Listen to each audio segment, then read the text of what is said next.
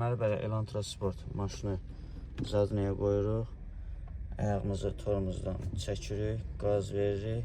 Amma ki, maşın arxaya hərəkət eləmir. Görürsünüz, abort qalsa da maşın getmir.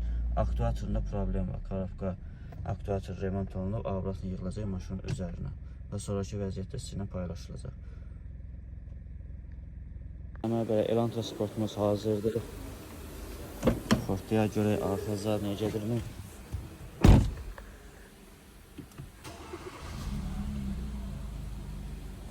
Deməli, maşını qoyuruq zadniyə. Gördüyünüz ki, maşın arxaya hərəkət edir. D'yə qoyuruq, maşın geri hərəkət edir.